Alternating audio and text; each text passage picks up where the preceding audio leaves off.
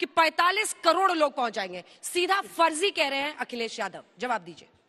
देखिए, अब अखिलेश यादव जी क्यों फर्जी कह रहे हैं, उनको ये फर्जी ख्याल क्यों आया, ये तो वही जाने। लेकिन ये सत्य है कि हर कुंभ में आंकड़े हर कुंभ में पिछले कुंभ की तुलना में बढ़ जाते हैं। 1942 के कुंभ में पंडित मदन मोहन मालवीय ने पहली बार ब्रिटिश वायसराय लॉर्ड लिथिंगिको को लेके गए थे वो। तो उन्होंने जब वहां का देखा भीड़, तो उन्होंने पूछा लोगों से, पंडित मदन मोहन मालवीय जी से, कि इतने सारे लोग, इनको लाने के लिए आपके यहाँ विज्ञापन कितना खर्च किया जाता है, विज्ञापन पर लॉर्ड लिथिंगिको का प्रश्न था।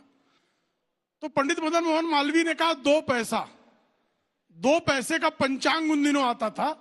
कहा 2 पैसे का पंचांग यह निर्धारित कर देता है कि कुंभ कब होगा, और उसका निर्धारण होते ही जनता ये संकल्प ले लेती है कि हमको कुंभ का स्नान करना है। मैं 1989 के कुंभ में गया, तब भी जो है प्रचंड भक्तों की संख्या थी। मैं 2001 के कुंभ में पत्रकार के तौर पर डॉक्यूमेंट्री बनाने गया, 7 करोड़, तब भी वहां पर प्रचंड संख्या थी। और अकेले मौनी अमावस्या के दिन 2 करोड़ से अधिक लोगों ने कुंभ में स्नान किया था। मैं 2013 के कुंभ में भी गया, अव्यवस्था वाले कुंभ में भी गया, उस कुंभ में भी संख्या बढ़ी थी पिछले कुंभ की तुलना में। और इसमें क्यों नहीं बढ़ेगी, क्या कारण है? अब जब व्यवस्था आपने और बेहतर कर दी है, और मुझे कृपा करके बताइए, ये कुंभ के आंकड़े भारतीय जनता पार्टी के कार्यालय से जारी हो रहे हैं क्या? ये जो भक्तों का आंकड़ा है, ये प्रशासन वहां आर्टिफिशियल इंटेलिजेंस के माध्यम से, जो वहां कैमरे लगे हैं, वो कैमरे जिस तरह से लोगों की गणना कर रहे हैं, और इतनी स्पेसिफिक गणना तो किसी और कुंभ में संभव भी नहीं थी, क्योंकि हमारी तब तकनीक जो है इतनी समर्थ और सक्षम नहीं थी कि हेड काउंट कर पाती। आज तो हेड काउंट किया जा सकता है, ऐसी हमारे पास तकनीक है। उसके बाद भी आपको अनावश्यक आशंका है। ठीक है, राजकुमार भाटी जी इसका जवाब दीजिए। प्रयागराज के जो मंडलायुक्त है विजय पंत, वो ये बता रहे हैं कि पहली बार एआईए से लैस कैमरे लगाए गए हैं, वो कैमरे कैद कर रहे हैं। वो कह रहे बीजेपी दफ्तर से थोड़ा ना नंबर्स रिलीज हो रहे हैं। देखिए, जैसा आपने शुरू में कहा, सवाल ना तो सनातन पर है, ना सवाल कुंभ पर है। सवाल भारतीय जनता पार्टी की अव्यवस्था पर और भारतीय जनता पार्टी के झूठ पर है। कुंभ का आयोजन तो लंबे समय से होता आ रहा। अभी आप ही आंकड़े दिखा रहे थे, 2001 में भारतीय जनता पार्टी की सरकार थी उत्तर प्रदेश में, और तब कुंभ का आयोजन हुआ तो 7 करोड़ लोग आए।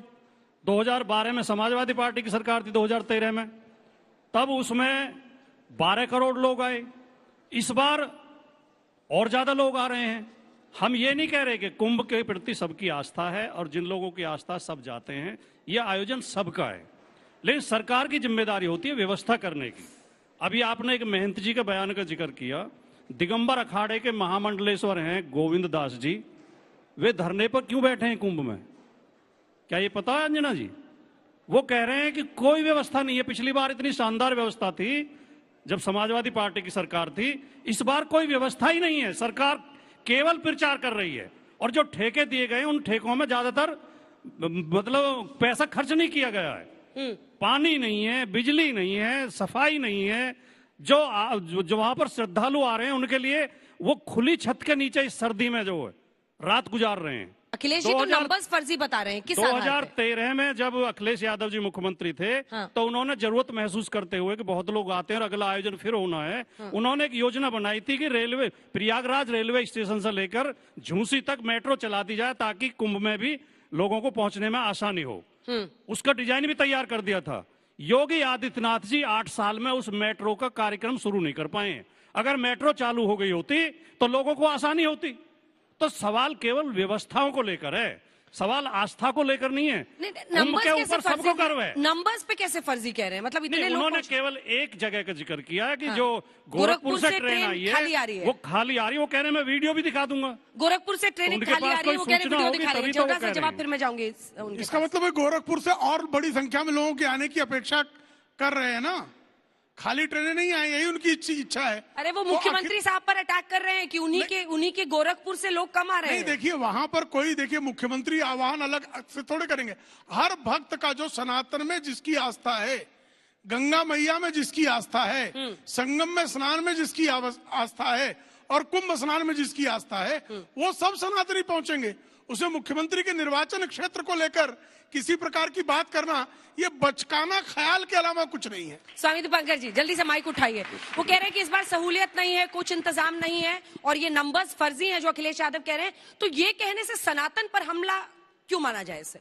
नहीं, मैं समझता हूं कि हर व्यक्ति का अपना विचार है, अपना विवेक है, और जिस प्रकार की व्यवस्था वहां कुछ लोग भाई बंधु वहां पर हैं, कुछ सन्यासी वहां पर हैं, वो बहुत आनंद में हैं। वो इतने आनंद में है, वो हमसे कह रहे हैं कि बोले कि जल्दी लौट कर आइए इधर, अब यात्रा बंद कीजिए, बाद में भिक्षा यात्रा कीजिएगा, पहले कुंभ यात्रा कीजिए।